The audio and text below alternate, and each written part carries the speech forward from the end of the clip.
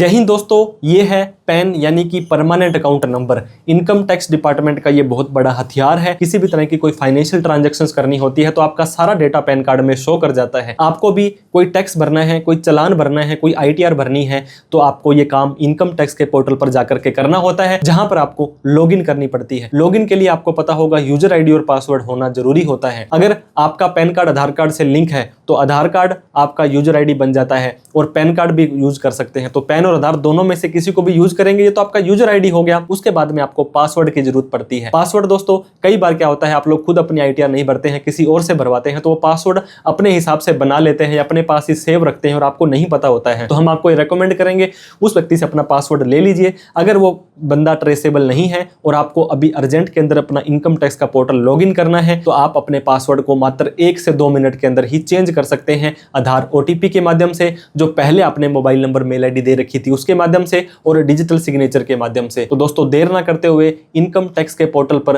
आप अपने पासवर्ड को कैसे चेंज कर सकते हैं जान लेते हैं। तो दोस्तों इनकम टैक्स के पोर्टल पर जाकर के चालान भरना है, ITR भरनी है, ITR को डाउनलोड करना है, कुछ भी काम आपको करना है ये काम आपको incometax.gov.in के पोर्टल पर करना होता है। तो दोस्तों उसके लिए आपको यूजर ID और पासवर्ड चाहिए होता है। यूजर ID तो आपका पैन नंबर भी हो सकता है और आधार भी हो सकता है, लेकिन पासवर्ड आपको याद नहीं है तो टेंशन नहीं लेनी है। यहाँ पर लॉगिन बटन दिया गया होगा, आपको incometax.gov.in पर आ जाना है। ये काम आप मोबाइल, लैपटॉप, कंप्यूटर किसी से भी कर सकते हैं। जैसे ही लॉगिन बटन पर क्लिक करेंगे अब आपसे यूजर ID पूछा जाएगा। तो अब आपको लॉगिन करना है। सर लॉगिन के लिए तो हमें हमारा पासवर्ड नहीं पता, लेकिन फिर भी आपको पहले अपनी यूजर ID या तो पैन या तो आधार दोनों में से एक डालने के बाद कंटिन्यू बटन पर क्लिक कर देना है। अब दोस्तों अगर आपको अपना पासवर्ड पता होता तो इस चेकबॉक्स पे क्लिक करके यहाँ पे पासवर्ड डाल करके कंटिन्यू करते तो लॉगिन हो जाता, लेकिन अब आपको यहाँ पे फॉरगेट पासवर्ड का ऑप्शन दिया गया है, इसके ऊपर क्लिक कर देना है। अब फॉरगेट पासवर्ड के अंदर आपसे पूछा जा रहा है आप अपनी यूजर ID डालिए। यहाँ पर आपको अपना पैन नंबर डालना पड़ेगा, आधार नंबर से आप अपना काम नहीं करवा पाएंगे। तो आपने अपना पैन नंबर डाल करके कंटिन्यू बटन पर क्लिक कर देना है। अब दोस्तों पासवर्ड चेंज करना है आपको इस पैन नंबर का। यहाँ पर 3 ऑप्शन दिए जा रहे हैं। एक तो आधार OTP जो आपके आधार कार्ड में जो मोबाइल नंबर दिया गया है, एक डिजिटल सिग्नेचर होता है जो DSC बनता है। ये दोस्तों रामबाण इलाज है, अगर कोई भी काम नहीं कर रहा है तो DSC के माध्यम से आप अपना ये पासवर्ड चेंज कर सकते हैं। हालांकि DSC से कैसे पासवर्ड चेंज करना है इस पर डिटेल में वीडियो बना रखी है।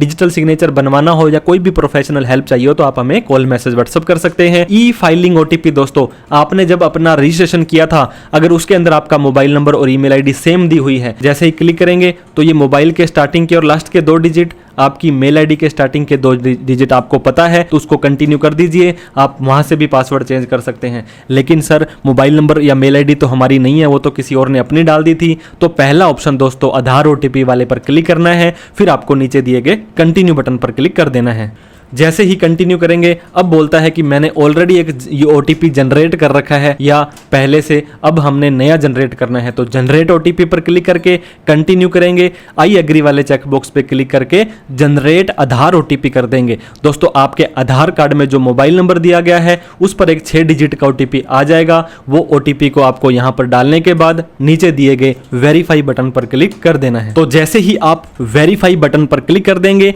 अब ये देख लेगा कि आप सेम पर्सन हैं, आप जेन्युइन हैं, आप ऑथराइज हैं। अब यहाँ पे न्यू विंडो के अंदर रीसेट पासवर्ड का ऑप्शन आ जाएगा। यूजर ID आपकी हमेशा पैन नंबर रहने वाली है। न्यू पासवर्ड आपको यहाँ पर डालना है, फिर से वही पासवर्ड डाल देना है और सबमिट बटन पर क्लिक कर देना है। दोस्तों एक बड़ा अक्षर, एक छोटा अक्षर, एक 1 2 3, एक @, एक हैश, इस तरह से कॉम्बिनेशन बनाएं ताकि कोई भी प्रॉब्लम इन फ्यूचर में ना आए। और इस पासवर्ड को कहीं पर नोट करके रख लें ताकि बार बार आपको पासवर्ड चेंज ना करना पड़े। अब पासवर्ड में इसने बता दिया, देखिए 8 कैरेक्टर या उससे ज्यादा होने चाहिए, लोअर केस और अपर केस होना चाहिए, नंबर भी होना चाहिए और एक सिंबल भी होना चाहिए। वो हमने यहां पर डाल दिया, फिर से उसी पासवर्ड को नीचे डाल देना है। जैसे ही आपका नया आपका पासवर्ड है और कंफर्म पासवर्ड सेम हो जाएगा अब आपको नीचे दिए गए सबमिट बटन पर क्लिक कर देना है। सबमिट बटन पर क्लिक करेंगे अब आपको यहां पे एक सक्सेसफुल का मैसेज आ जाएगा। अपडेटेड सक्सेसफुल, ट्रांजैक्शन ID आ चुकी है, your password has been updated successfully,